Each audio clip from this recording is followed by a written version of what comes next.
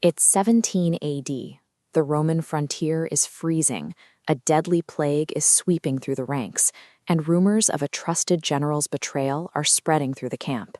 In the center of this chaos sits the most powerful man on earth. Emperor Marcus Aurelius isn't barking orders or panicking. He is sitting quietly in his tent, writing in his private journal. He knew that he couldn't stop the plague, and he couldn't unwrite the treason. His survival and the survival of the empire depended entirely on winning a different battle, the one happening inside his own head. Fast forward to 2026. You probably aren't fighting off Germanic tribes, but your biological stress response doesn't know the difference. When you're hit with endless digital alerts, unread emails, and economic pressures, your nervous system reacts exactly as if you were in physical danger. Think of your attention as a bank account. Every notification you check costs $1. Every angry comment section costs 10.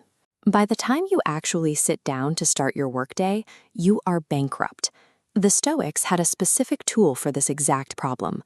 They argue that external events have no inherent ability to harm your mind. The stress you feel is generated entirely by your own opinion of those events. To survive this constant assault, you have to build a psychological fortress. The Stoics called this the inner citadel. The first layer of defense is the discipline of desire. To build it, you have to ruthlessly split the world into two distinct categories: the things you control and the things you don't. On one side, you have the economy, past mistakes, and other people's opinions. These are entirely outside your jurisdiction. Spending your mental currency worrying about them is a guaranteed recipe for chronic anxiety. On the other side, you have your thoughts, your choices, and your values.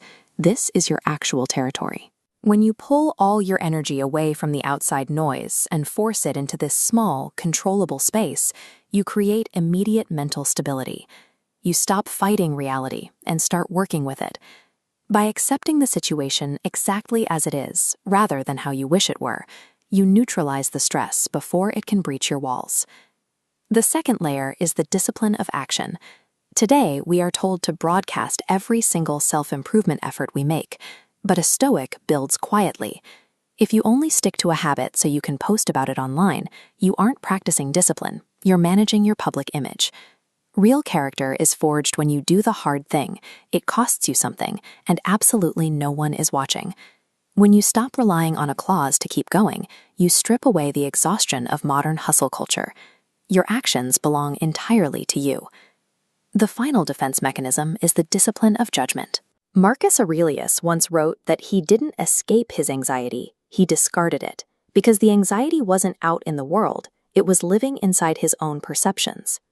This text from Epictetus highlights the core psychological truth. Men are disturbed not by events, but by their opinions about them. There is a common misconception that Stoicism means acting like a robot and suppressing human emotion. It's actually about intercepting it. When something frustrating happens, you force a deliberate pause between the stimulus and your reaction. In that brief pause, you get to examine the emotion instead of just acting on it. You hold the ultimate veto power over whether a situation is allowed to dictate your mood. Reading about a fortress doesn't build one. Philosophy is useless unless you put in the daily, practical repetitions to keep the armor strong. Every morning, you practice premeditatio malorum. This is a mental exercise where you spend 2 minutes visualizing the day going completely wrong. You picture the spilled coffee, the rude coworker, the delayed train.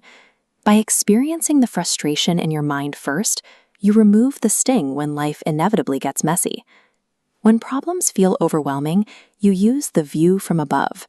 You mentally zoom out from your desk, to your city, to the planet, to the solar system. Expanding your scale instantly shrinks the perceived size of whatever is bothering you. This psychological study shows that modern participants found the evening meditation to be one of the most useful Stoic strategies. Before sleep, you run an evening reflection. You audit your day, looking at what you handled well, and examining where your patience slipped. These rituals function as biological interventions. Consistent practice trains the nervous system to remain calm even when you are under fire. Constructing your inner citadel doesn't happen overnight. It requires the slow, steady compounding of daily habits. That is where the Stoic Habit app comes in. It is a modern tool built specifically to move these ancient concepts out of theory and into your daily routine. The app provides core habit tracking, on-device AI guidance, and guided Stoic ritual conversations. These features walk you through the morning and evening exercises we just discussed, providing a structure for your own progress. You can download Stoic Habit to start the free tier today, or upgrade to premium for full access to the platform. It is a practical way to manage your attention, maintain your fortress, and decide exactly how you respond to the world.